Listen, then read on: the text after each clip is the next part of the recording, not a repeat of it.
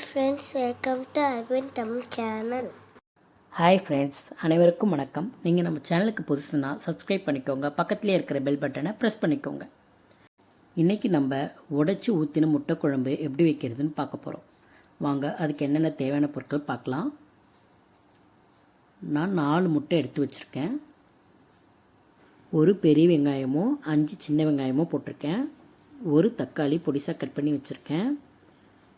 ஒரு கை நிறைய பூண்டு, கருவேப்பிலை கொஞ்சம், கொத்தமல்லி கொஞ்சம், ஒரு பெரிய நெல்லிக்காய் சைஸ் அளவு புளி, தேவையான அளவு உப்பு.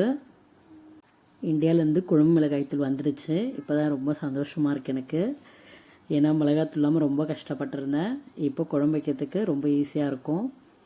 இப்போ பாருங்கள், தேவையான அளவுக்கு மிளகாய்த்தூள், குழம்பு மிளகாய்த்தூள் எடுத்துக்கிட்டேன். 1/4 ஸ்பூன் மஞ்சத்தூள், தேவையான அளவு எண்ணெய், புளி எடுத்து வச்சோம் இல்லைங்களா, அதை கரைச்சி குழம்பு மிளகாய்த்தூள் போட்டு மஞ்சத்தூள் போட்டு கரைச்சி வச்சுருக்கேன். இப்போ வாங்க எப்படி பண்ணுறதுன்னு பார்க்கலாம். கேஸ் பற்ற வச்சுக்கோங்க, கடாயை வச்சுக்கலாம். இப்போ கடாய் காஞ்சதும் எண்ணெய் விட்டுக்கலாம். 3 ஸ்பூன் எண்ணெய் விட்டுக்கோங்க. 1/2 ஸ்பூன் வெந்தயம் லைட்டாக செவக்கட்டும். பாருங்கள், இப்போ இந்த ஸ்டேஜில் நம்ம கடுகு ஆட் பண்ணிக்கலாம். 1/2 ஸ்பூன் கடுகு பொரிஞ்ச உடனே இப்போ வெங்காயத்தை ஆட் பண்ணிக்கலாம். நம்ம நல்லா கலரி விட்டுக்கோங்க.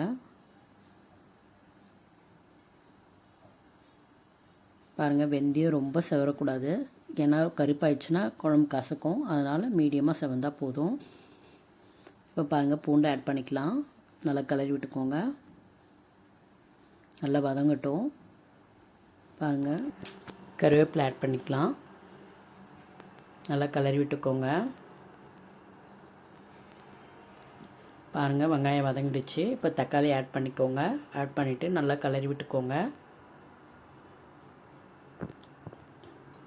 இப்போ தக்காளி சீக்கிரம் வதங்கிறதுக்கு உப்பு ஆட் பண்ணிக்கலாம். சீக்கிரம் வதங்கிடும் உப்பு போட்டோன்னா. பாருங்கள், நல்லா வதங்கிடுச்சு. இந்த மாதிரி நல்லா வதங்கின உடனே நம்ம புளி கரைச்சி வச்ச புளி தண்ணியை இதில் ஆட் பண்ணிக்கலாம். பாருங்கள்,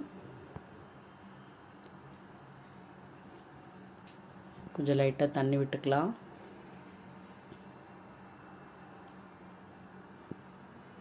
தண்ணி லைட்டாக விட்டுக்கோங்க. பாருங்கள், நல்லா கொதிக்கட்டும் குழம்பு.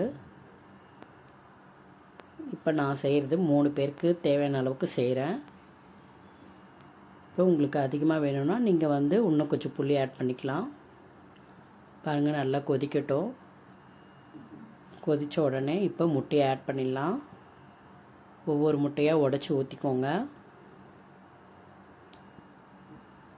உங்களுக்கு அப்படியே உடைக்க வரலனா கூட ஒரு சின்ன பவுலில் உடச்சி ஊற்றிட்டு ஒன்று ஒன்றா எடுத்து அதில் ஊற்றுங்க. உடையாமல் ஊற்றணும், இல்லைன்னா முட்டை கலங்கிடும், தனித்தனியாக வராது. அப்புறம் பாருங்கள், இப்போ திருப்பி விட்டுக்கலாம் முட்டையை. லைட்டாக ரொம்பவும் இது பண்ணாதீங்க.